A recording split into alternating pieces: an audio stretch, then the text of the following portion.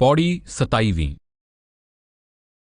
सो दर केहा सो कर केहा जित बै सरब समाले, वाजे नाद अनेक असंखां केते वावण हारे, केते राग परीस्यों कहियन केते गावण हारे।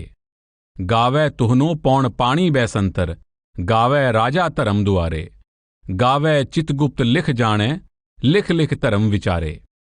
गावै ईसर बर्मा देवी सोहन सदा सवारे, गावै इंद इंदासन बैठे देवत्यां दर नाले। गावै सिद्ध समाधि अंदर गावन साध विचारे, गावन जति सती संतोखी गावै वीर करारे। गावन पंडित पढ़न रखीसर जुग जुग वेदां नाले, गावै मोहनियां मनमोहन सुरगा मछ पयाले। गावन रतन उपाय तेरे 68 तीरथ नाले, गावै जोध महाबल सूरा गावै खाणी चारे। गावै खंड मंडल वर भंडा कर कर रखे तारे, सेई तुदनो गावै जो तुद पावन रते तेरे भगत रसाले।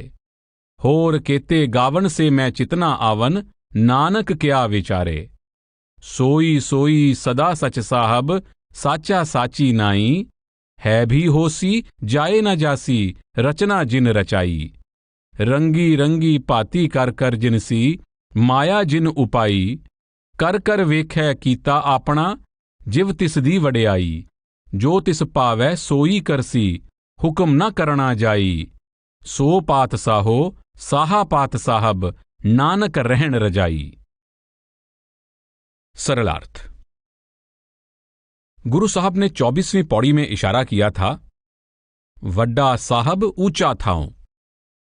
अब उस स्थान का वर्णन करते हैं जहां बैठकर वह बड़ा अपनी बड़ी रहमत बांट रहा है।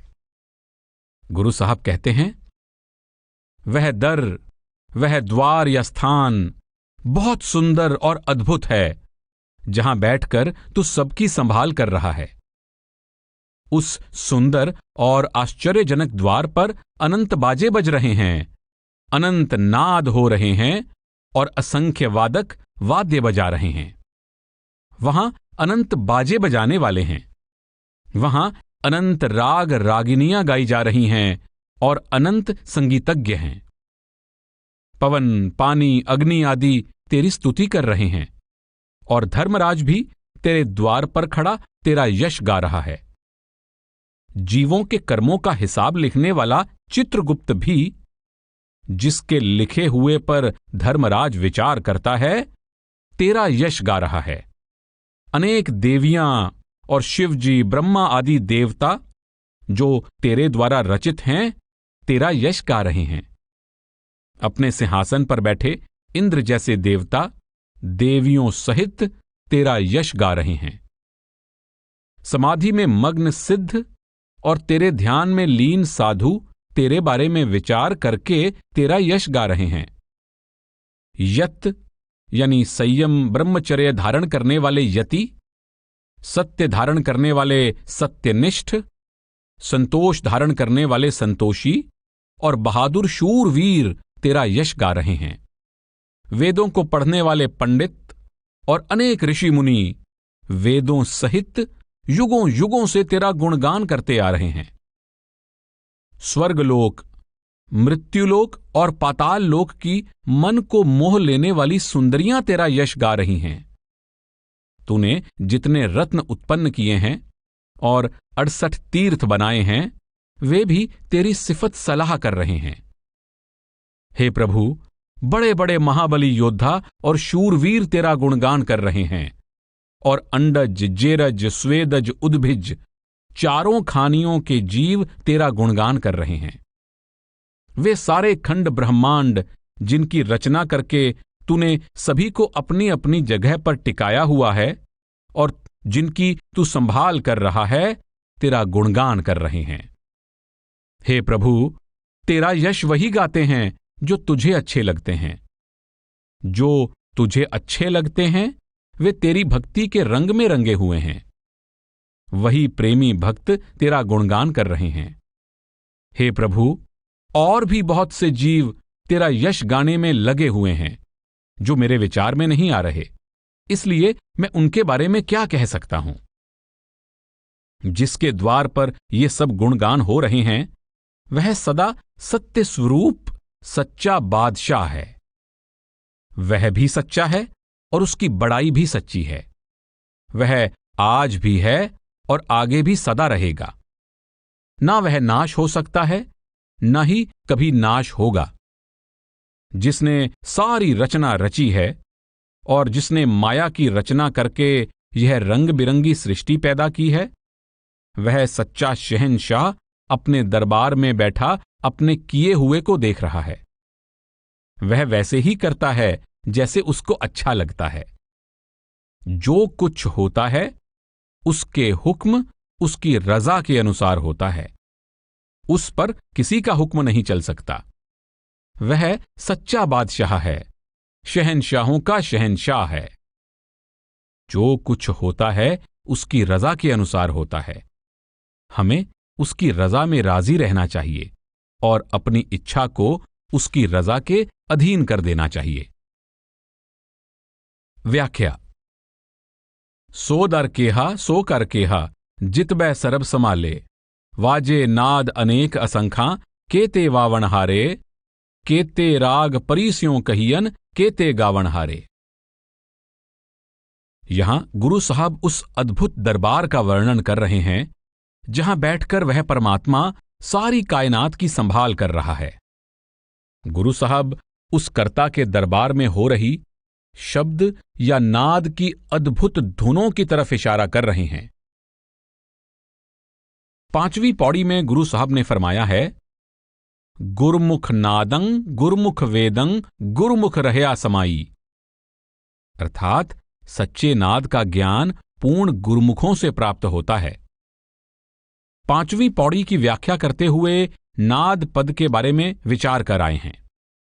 अकाल पुरुष के दरबार में अनेक राग नाद हो रहे हैं और अनेक बाजे बजाने वाले बाजे बजा रहे हैं। परी का अर्थ है रागिनी। उस दरबार में अनेक राग रागिनियां हो रही हैं। ना वह दरबार भौतिक या स्थूल रचना है और न ही वहां हो रहे राग रागिनियों की ध्वनियां इंद्रिय हैं। वह सूक्ष्म आध्यात्मिक मंडल है और वहां अनहद शब्द के सूक्ष्म राग नाद सहज रूप में हो रहे हैं। अकाल पुरुष के दरबार में हो रहे अनहद शब्द के राग नाद अखंड, निरंतर और स्वयमेव हैं। गुरु अर्जुन देव जी कहते हैं, पाग सुलखना हर कंत हमारा राम, अनहद बाजिंत्रा तिस तुन दरबारा राम। सौभाग्य से उस प्रियतम से हमारा मिलाप हो गया है जिसके दरबार में अनहद शब्द की ध्वनियां हो रही हैं। संतों महात्माओं ने निजी अनुभव के आधार पर संकेत किया है कि परमात्मा के दरबार में अनहद शब्द निरंतर बज रहा है। सरब थान को राजा, तह अनहद शब्द आगाजा, अनहद शब्द होत चुनकार, जह पौढ़े प्रभ श्री गोपाल। भाई गुरदास जी कहते हैं, राग नाद अनहद तुनी, ओ अंकार न गावनहारा, अमियो किरण निझर झरै, अनहद नाद वायन दरबारी। आप इशारा कर रहे हैं कि अनहद नाद परमात्मा का रूप है। यह वर्णन से परे है। उस अकाल पुरुष के दरबार में अनेक प्रकार के नाद हो रहे हैं और वहां अनेक वादक हैं।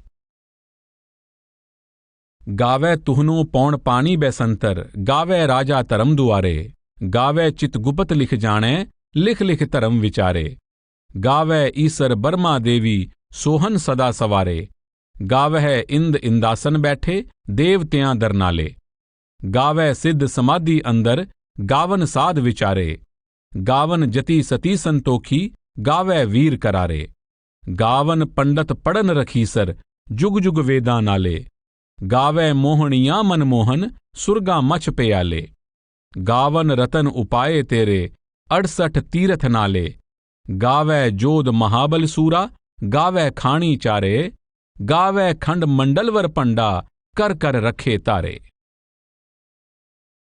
वर्तमान अवस्था में ये संसार हमें अनेकता की आश्चर्यजनक तस्वीर दिखाई देता है।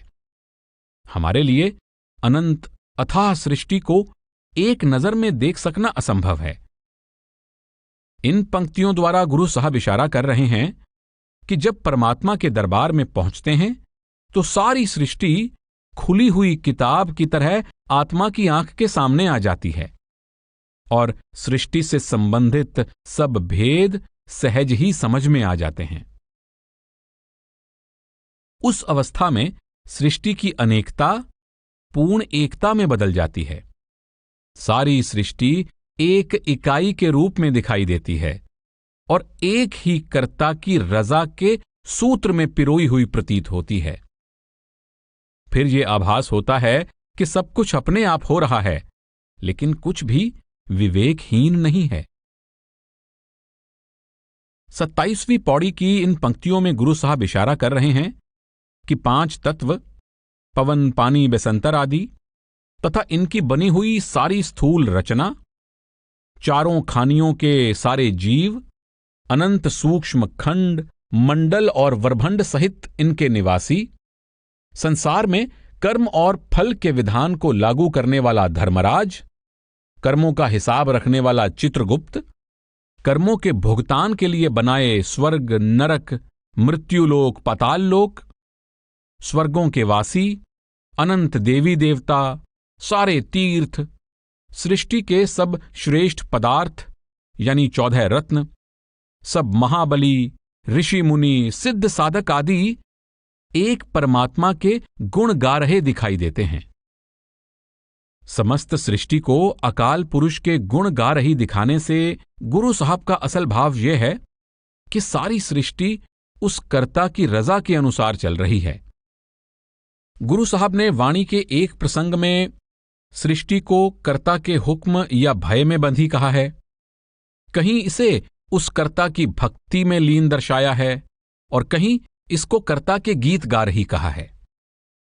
गुरु साहब तनासरी राग की आरती में कहते हैं, गगन में थाल रवचंद दीपक बने, तारिका मंडल जनक मोती, तूप मलयानलो पवन चवरो करे, सगल बनराए फूलंत ज्योति।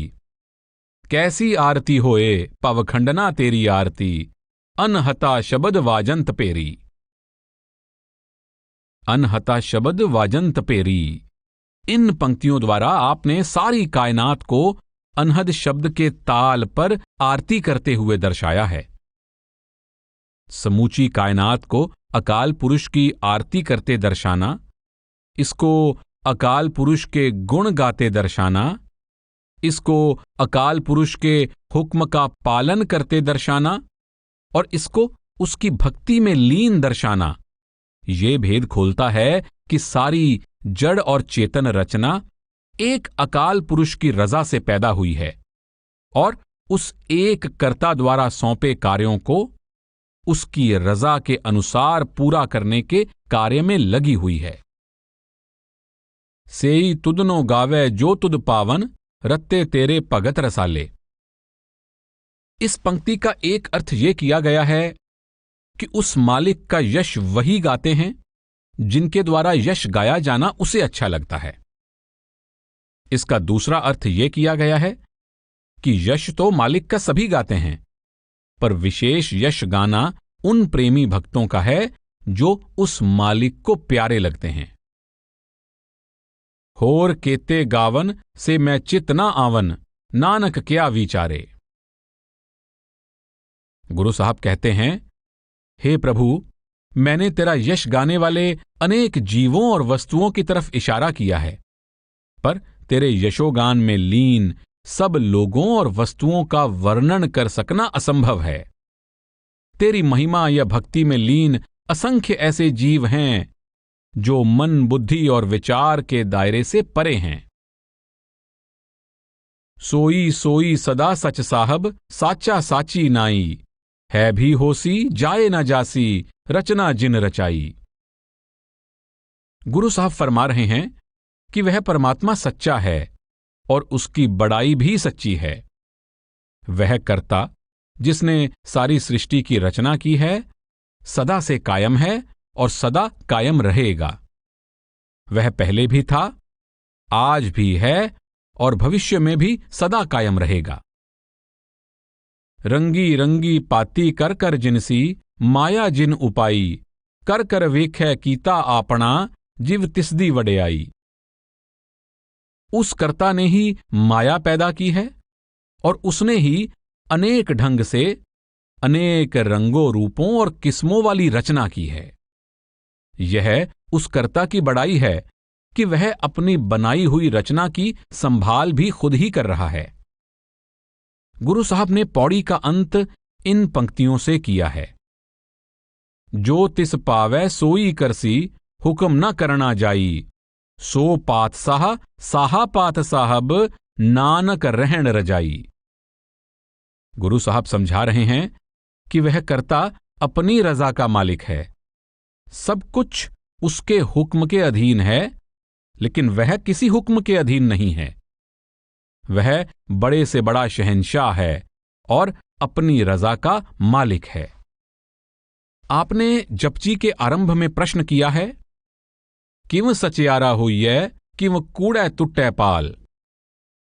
आप इसके उत्तर में कहते हैं, हुक्म रजाई चलना, नानक लिखिया नाल। यहां गुरु साहब हुक्म ना करना जाई और नानक रहन रजाई द्वारा उपदेश देते हैं कि परमात्मा का हुक्म अटल है और जीव की भलाई इस बात में है कि वह सदा उसकी रजा में राजी रहे।